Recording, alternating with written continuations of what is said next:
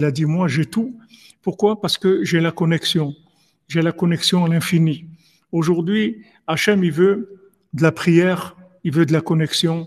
Et Rabbi Nachman il donne les outils de connexion.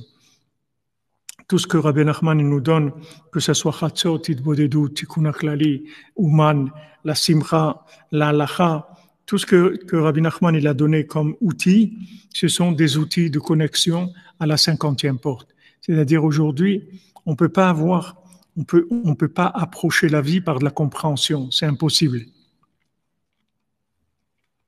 On peut pas commencer quoi que ce soit avec de la compréhension, on peut pas résoudre notre vie avec la compréhension. Donc Rabbeinu il a dit voilà, tu as besoin de quelque chose, tu pries, c'est tout. En fait, la 8e dimension, même pour le matériel, pour tout, David, pour tout, il n'y a que la prière aujourd'hui. Parce que on est perdu complètement. On est complètement perdu parce que la fonction intelligence, la fonction logique, elle ne sert plus à rien aujourd'hui. Parce qu'on est dans la 50e porte de l'impureté. La 50e porte de l'impureté, ça veut dire que tout est imaginaire. Tout est imaginaire. Il n'y a rien de vrai dans la logique. Tout est imagination. Il n'y a rien. Si maintenant tu parles avec ChatGPT, tu vas voir que tu vas te sentir un idiot à côté de lui. Parce que tout ce qui sait lui, tu ne peux pas le savoir. Alors qu'est-ce que tu vas faire ton Rav? C'est le ChatGPT. Tu vas rendre Rav Google, Rav ChatGPT, Rav Go, Rav Z. On va voir, c'est ça les rabbanim du monde qu'il va y avoir. Qu'est-ce qu'on va faire? Koach Hamdame, exactement. Koach Hamdame, Medame, ça veut dire la force de comparaison. C'est-à-dire que toute l'intelligence artificielle, elle fonctionne avec l'énergie comparatrice, c'est-à-dire plus on compare vite et plus on a des données et plus les résultats, ils sont choquants. Ils sont choquants.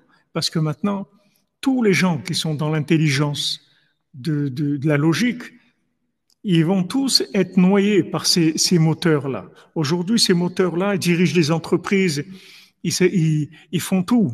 C'est-à-dire que les gens, ils vont te noyer complètement noyés. C'est-à-dire parce que c'est la fin de l'intelligence humaine.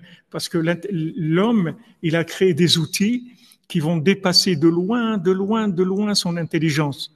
Et même dans la Torah, tous les gens qui fonctionnent, tous les gens qui fonctionnent avec la logique, ils vont être dépassés. Exactement, il n'y a pas de cœur. Voilà, vous avez tout dit là, Madame Menana. Il n'y a pas de cœur. Il n'y a pas de cœur, il n'y a pas d'émotion. Il n'y a pas de bina. Il n'y a pas de bina, c'est-à-dire ça dépasse pas, c'est plat. C'est plat et rigide.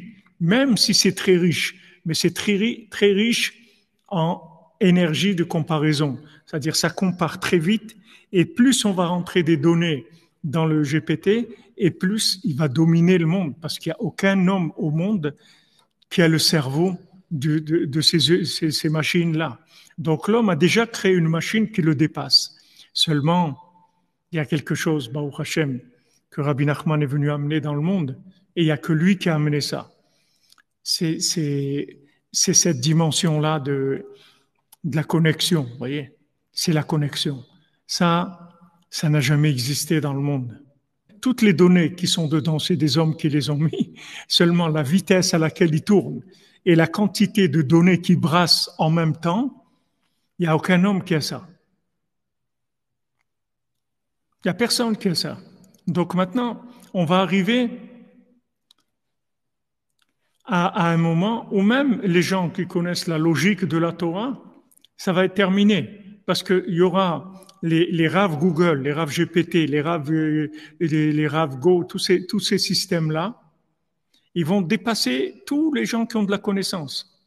Tous les gens qui ont de la connaissance. Il va rester quoi? Rabbeinu l'a dit. Les psaumes, Chatzot, Idbodedut, les psaumes, l'écouter Tfilot. Voilà, qu'est-ce qui va rester? C'est tout ce qui va rester. Mais non, madame, on va dire non, on n'est pas une machine, on a une âme. On a une âme qui est connectée à un autre monde.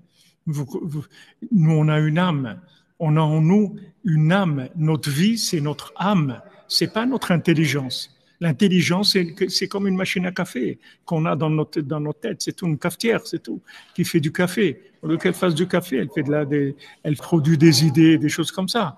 Mais on a une âme. Donc nous, on n'est pas une machine en 3D. Nous, on a une âme. Seulement, on nous a jamais appris à l'utiliser.